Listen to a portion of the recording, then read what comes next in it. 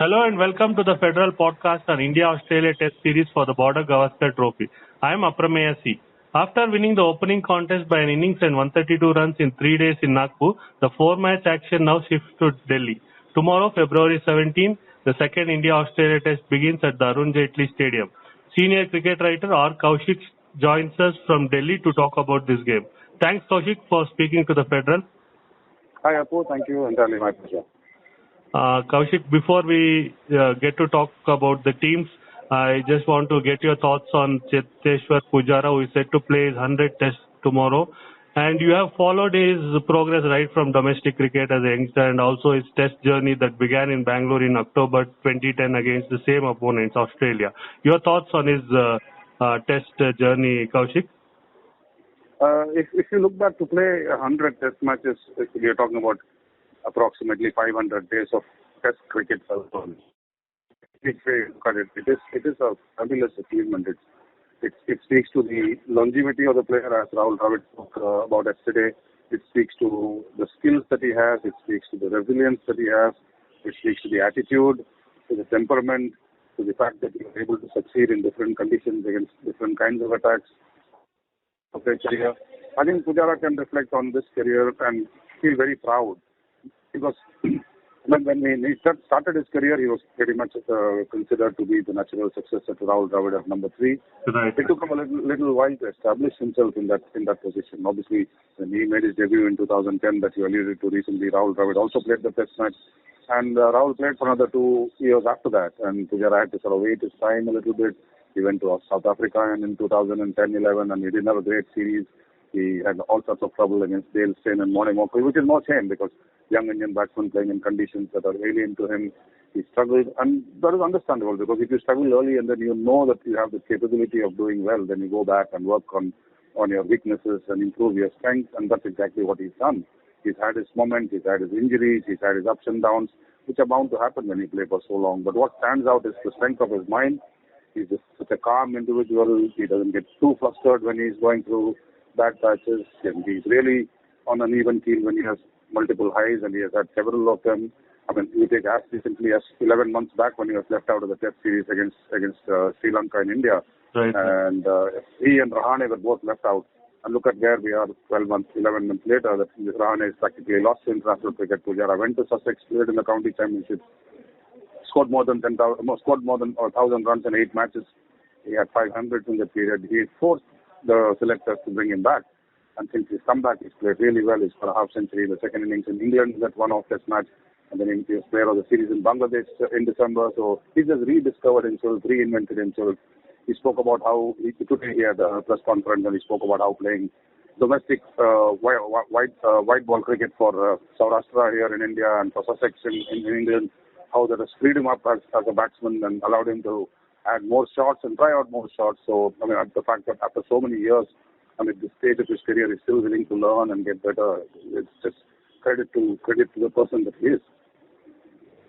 Right. Okay, we'll get to the match, Kaushik. Looking at the test stats in Delhi, India has not lost a test since 1987, and the last time it played was against Sri Lanka in 2017, and it was a high-scoring draw with visiting team batting 103 overs to secure a draw. That game also saw India captain Virat Kohli scoring a double 100 and a 50, and Murli Vijay, who recently retired from international cricket, hit 155.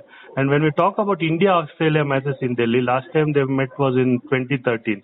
India completed a victory and with that 4-0 whitewash. And as again, Ravindra Jadeja was the player of the match and R Ashwin was the player of the series. And what can we expect here from tomorrow against Australia for India at this venue, Kaushik? Yeah, talking to the people who have been following domestic cricket this season in Delhi, they're talking about how it's very difficult to force the issue on this pitch because it's a black soil pitch and there is not much bounce therefore. So and for bowlers who thrive on bounce and overspin, it becomes a bit of a challenge, which is why you spoke about the tall scoring draw against Sri Lanka. That was also a flattish track. It was a low track. I mean, it's not what you call a batting duty. You know, it's not like the ball comes onto the bat and you score runs. You have to work hard for your runs, generally in Delhi. But there is a hope this time around that the pitch is slightly different. We have read about how after the Nagpur test got over, Rahul Dravid, the head coach, arrived before the team and oversaw pitch preparations, which is fine because that's the beauty of playing international cricket, Test cricket, that you have the advantage of choosing pitches that suit your strengths. Again, this is not doctored pitches that we're talking about, but this is just making sure that pitches suit your strength while nullifying the strength of the opposition within accepted limits, which is what India have been doing so far. And I think the whole point is that we will probably get a pitch that will help spin as we go along. How, at what pace it does, and with how much bounce is the big question. Because if you saw in Nagpur, then there's not a great deal of bounce, and somebody like Nathan Lyon, who plays most of his cricket in Australia, he's used to bounce on Australian pitches. He doesn't get a lot of side spin; he gets a lot of overspin. And because there was no bounce in Nagpur, or very minimal bounce, he struggled. Whereas India's spinners don't necessarily rely on bounce. They have other skills. They have variations through the air. They don't necessarily rely on caught at slip or caught at city point or caught at short leg. They have a lot of bowls and a lot of LBWs. So even if it's a slow track, they're quicker through the air. They know how to adjust and how to bowl on these conditions because this is what they have grown up on. So, yeah, I mean, the general consensus is that this game will not finish as quickly as the Nagpur one did, but also that there is a feeling that India will probably have the upper hand like they did in Nagpur as well. Right. We'll move on to team combinations. Will India change a winning combination because Shreyas Iyer is fit now? And what is the news coming in from Australian camp with regard to team personnel changes? I think it's pretty much a given that Shreyas will come back into the playing 11, most likely at the expense of Surya Kumar Yadav. Again, at the same press conference that Rahul Dravid addressed on Wednesday, he spoke about how Shreyas has got this phenomenal temperament and how he's had to bat in some difficult situations in Test cricket in his short career. He's only played 7 matches, and how he's pulled the fat out of the fire each time.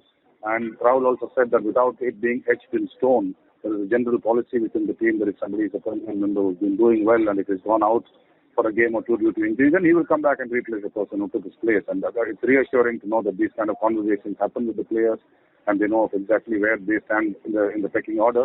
So, yeah, Shreyas came through a full practice session yesterday. He had a slightly lightish next session in the morning today, and he came through both of them relatively unscathed, or I think in pretty good spirits. So I think I would expect to see him in the 11 tomorrow. I don't see any other changes into the Indian playing 11 unless they are forced in the last minute. Australia are grappling a little bit.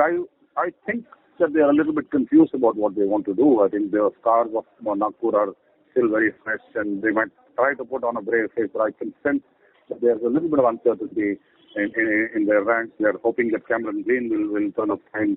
He's still recovering from the finger injury sustained back in Australia against the South Africans. And they're hoping that Cameron Green turns up fine, because then it's almost 2 players. He gives you a right-handed option in the middle order. Right. And then he's also able to bowl good seam up, which means that if necessary they can play the third spinner. Obviously, they're also looking, if not Green, then what about Mitchell Starc? So those are the 2 big question marks that Australia have to grapple with. What do they do with Travis Head? There's been a lot of criticism of Australia for leaving out Travis Head. There is a lot of attention on David Warner because of his poor form of late. So they have a few issues to grapple with. They are wondering whether to play Ashton Agar or Matt Kuhneman in case they play the third spinner. So yeah, they have a few issues that they need to sort out. Compact Cummins told us today that they will have a fair idea by the end of the day, which I suppose is sometime now. So I'm sure they have their plans chalked out. But I think more than the personnel, it is the attitude that they carry to the middle. I think that is more important. If they keep thinking that this pitch is going to play tricks, then it's going to be a long hard for them.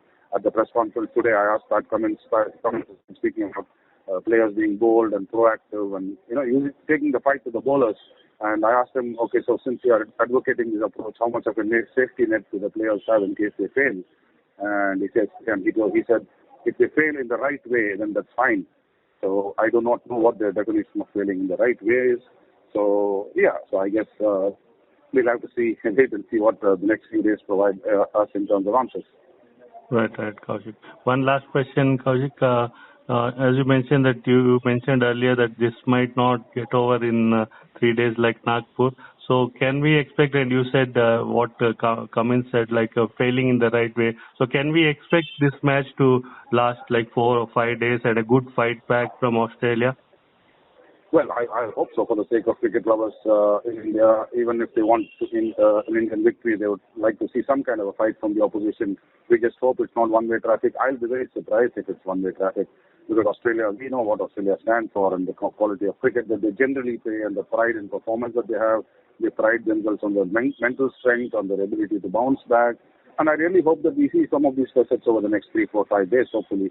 Because, let's be fair. I mean, Nagpur was a great result for the Indian team. But if you're talking from a cricket lover's perspective, even the most die-hard Indian cricket lover will feel a little bit cheated that the match got over so quickly and the team won so well. Yes, he will take the result any day, but would like to see a little bit of a context as well. So I'm sure Australia have thought long and hard about what's happened in Nagpur, and I'm sure they're like hurting. And I would expect them to come out fighting tomorrow. Whether that translates into a longer test match, into a different result, we'll have to wait and see. But I'll be very surprised if Australia keel over as easily as they did in Nagpur, provided, and I mean this again, provided they got rid of the demons in their heads.